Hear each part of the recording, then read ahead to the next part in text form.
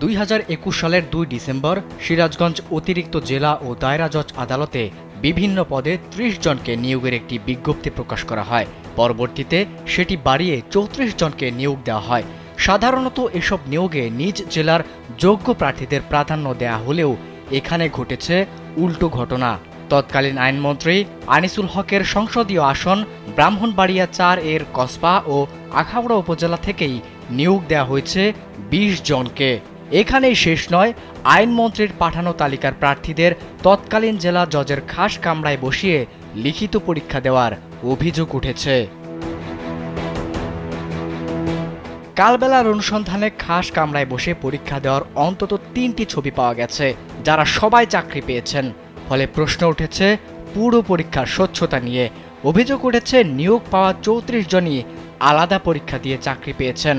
তৎকালীন আইনমন্ত্রী আনিসুল হকের নির্বাচনী আসন ব্রাহ্মণবাড়িয়া 4 এর কসবা ও আখাউড়া উপজেলা থেকেই নিয়োগ দেওয়া হয়েছে অন্তত 20 জনকে।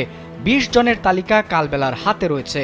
এছাড়াও নিয়োগে অনিয়ম, অস্বচ্ছতা ও দুর্নীতির অভিযোগ তুলেছেন আবেদনকারীরা।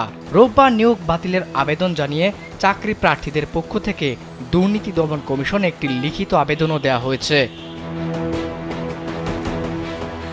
এ বিষয়ে খোঁজ নিয়ে চাকরি প্রার্থীদের অভিযোগের সত্যতাও পাওয়া গেছে।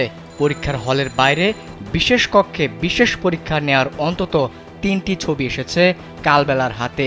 একটি ছবিতে দেখা যায় এক ব্যক্তি বিশেষ একটি কক্ষে বসে পরীক্ষা দিচ্ছেন। তার পরীক্ষার খাতার নিচে আরও একটি খাতা রাখা। সেই খাতায় দেখা যায় পরীক্ষা দেয়া ওই ব্যক্তি 70 মার্কের পরীক্ষার 55 মার্ক পেয়েছেন। এই রবিউল হাসান চূড়ান্ত পরীক্ষায় 16 নম্বরে নজির হিসেবে চাকরি পেয়েছেন। আরেকটি ছবিতে দেখা যায় একই কায়দায় আলাদা কক্ষে বসে আরও একটি ব্যক্তি পরীক্ষা দিচ্ছেন।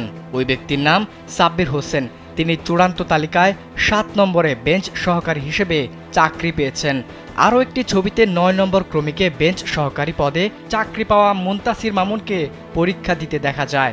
এই কক্ষটি তৎকালীন জেলা জজের খাস কামরা বলে অভিযোগ উঠেছে। প্রত্যেকের খাতার নিচেই একই পরীক্ষার আরও একটি করে খাতা দেখা গেছে। খোঁজ নিয়ে জানা গেছে নিয়ম অনুযায়ী আবেদনকারীদের পরীক্ষা নেওয়া হলেও নিয়োগ দেওয়া হয় আইনমন্ত্রীর পাঠানো তালিকা থেকে। আর পুরো প্রক্রিয়াটিতে সমন্বয় করেন তৎকালীন সিরাজগঞ্জ জেলা জজ ফজলে খোদা মোহাম্মদ নজির। পরীক্ষায় ভালো নম্বর পাওয়া প্রার্থীদের পরীক্ষার খাতা তুলে দেওয়া হয়। আইনমন্ত্রীর পাঠানো তালিকার প্রার্থীদের পরীক্ষার পরে ডেকে ডেকে খাতা ঠিক করা হয়। শুধু তাই নয়, মন্ত্রীর পছন্দের পরীক্ষার্থীরা সেই খাতা দেখে দেখে উত্তরপত্রে পুনরায় উত্তর লেখেন। যদিও এই ঘটনাটি জানাজানি হলে তাৎক্ষণিক লোক দেখানো ব্যবস্থা নেওয়া হয়। অভিযোগের বিষয়ে জানতে চাইলে তৎকালীন সিরাজগঞ্জ জেলা জজ, বর্তমানে রংপুর জেলা জজ ফজলে খোদা মোহাম্মদ নাজির কালবেলাকে বলেন, আমাদের মিডিয়ার সাথে কথা বলতে হলে সুপ্রিম কোর্টের পারমিশন লাগে। পারমিশন ছাড়া আমরা কথা বলতে পারি না। এরপর আইনমন্ত্রীর পাঠানো তালিকা থেকে আপনি আপনার কক্ষে বসিয়ে আলাদা করে পরীক্ষা নিয়েছেন এমন প্রশ্নে তিনি কোনো উত্তর না দিয়ে ফোন কেটে দেন।